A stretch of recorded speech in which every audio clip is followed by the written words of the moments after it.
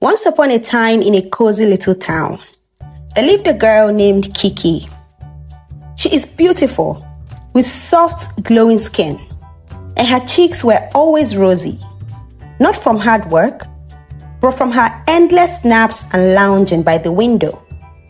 Kiki was the only child of a well-to-do family, and her parents adored her. They showered her with love, gifts, and a comfortable home. Yet, Kiki was known for one thing above all else: her outstanding laziness.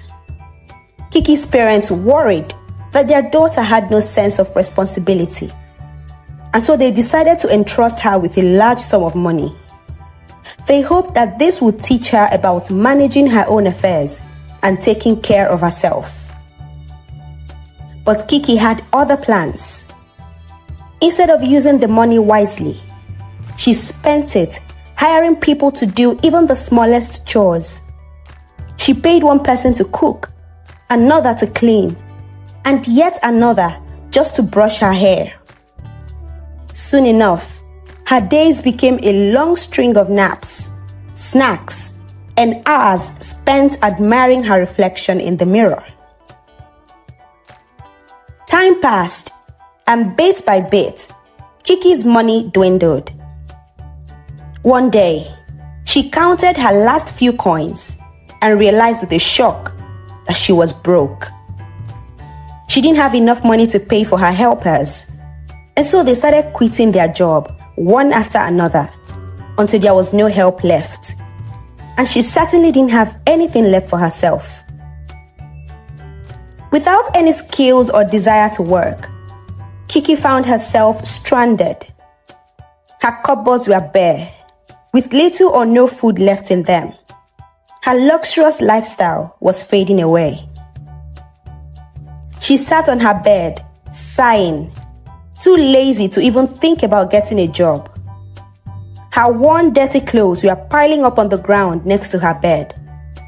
The floor was dusty and littered with used cans and candy wrappers. Kiki was too lazy to even clean up her living space. And just when Kiki was feeling truly hopeless, a town crier's voice rang out through the streets. "Hear me, hear me," he shouted. "Her Majesty the Queen announces a grand banquet in the palace to find a suitable hard-working bride for Prince Ali. All young maidens of noble heart are invited." Kiki's eyes sparkled with excitement.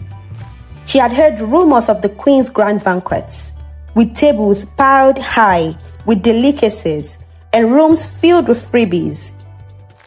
And if she could marry Prince Ali, she would never have to work again. Just when I thought all hope was lost, the universe sends me a box filled with goodies, she screamed excitedly as she danced around her dirty room. But as she moved towards her wardrobe, her heart sank when she caught sight of her threadbare dress and scuffed shoes. She hadn't bought any new outfit because of her poor condition at the moment, and she would never catch the prince's eyes wearing any of these old clothes. She thought to herself, "I need a new dress and shoes, and I need them fast." Reluctantly, Kiki decided to look for a job. "I will work just for a few days, earn enough money to buy a beautiful dress, and then I can stop," she thought, comforting herself. The next day, Kiki found a job at a bakery. And on her first day, the owner of the bakery, Mr. Dean, asked Kiki to make 10 loaves of bread and place them on the sales counter. Kiki started by kneading the dough. Halfway through it, her whole body was covered with flour, and she was already tired. "What do I do now? My arms are weak from kneading this dough. How am I supposed to make 10 loaves of bread like this?" she thought out loud. After a few minutes, Kiki observed carefully as the bakery owner stepped out. She picked some paper bags and folded them to look like loaves of bread. She stashed them under the basket and then placed 3 well-done bread on top of the paper to seem like the basket was full of bread. She didn't care if this was going to cost the owner dearly. All she was interested in is taking the wage of the day. When Mr. Bean got back, he saw the basket well placed on the table with the good loaves on top. He felt Kiki had done a good job, and so he gave her a bag of coin for her hard work, without knowing that Kiki did not make 10 loaves of bread as he instructed.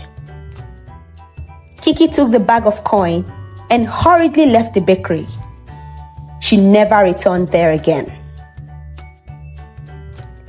After counting the coin she had made from the bakery, Kiki was still short of the amount needed to buy a new dress and shoes.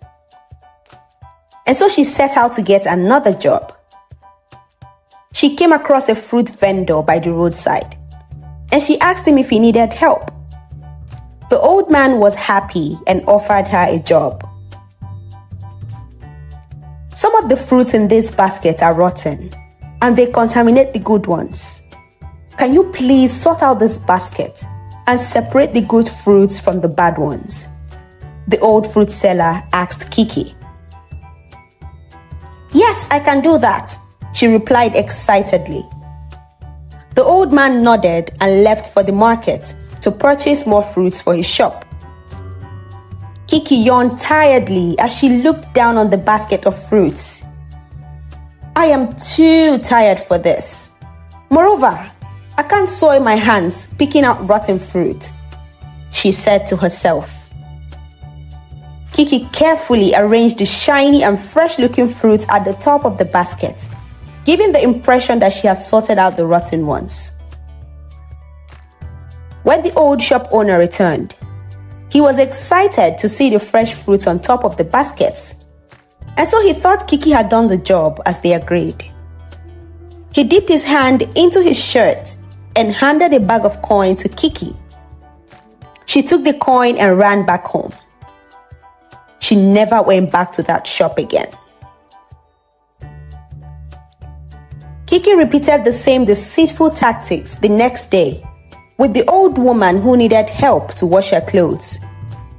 She turned the clothes to the back, soaked them in water, and hung them, telling the old woman she had washed them clean. She took the bag of coin offered to her and ran back home. The next day, Kiki counted her coins and realized she had enough already. She hurried off to buy herself a sparkling gown and glittering shoes. The day of the banquet finally arrived, and Kiki dressed herself with great care. She gazed at her reflection, certain that the prince would fall in love with her beauty and elegance.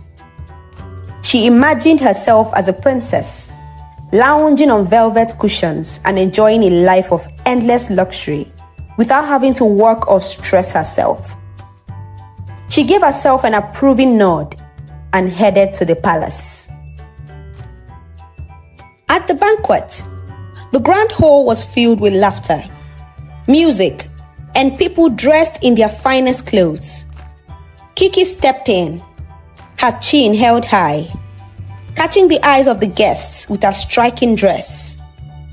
She felt confident that she would be the belle of the ball. She stood with the other maidens as they awaited the royal family. Then came the moment when Prince Ali was ushered in with his mother, the queen. He began to walk through the crowd, speaking to each guest and the beautiful maidens. He was kind and charming, with a warm smile. And Kiki's heart fluttered as he approached her. But before he could say a word, a voice rang out from across the hall. It was Mr. Dean, the bakery owner. He pointed at Kiki, his face stern. That is the girl who lazed around my bakery, pretending to work and eating up half the goods. The old fruit seller also stood up and screamed out from the other end of the room. Yes, that is the girl I asked to sort out rotten fruits when she came to look for a job, and she deceived me and took my money.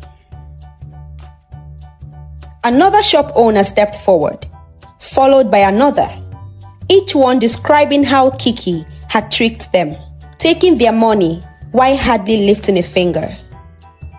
Soon, murmurs filled the hall as more and more people shared stories of Kiki's schemes and laziness.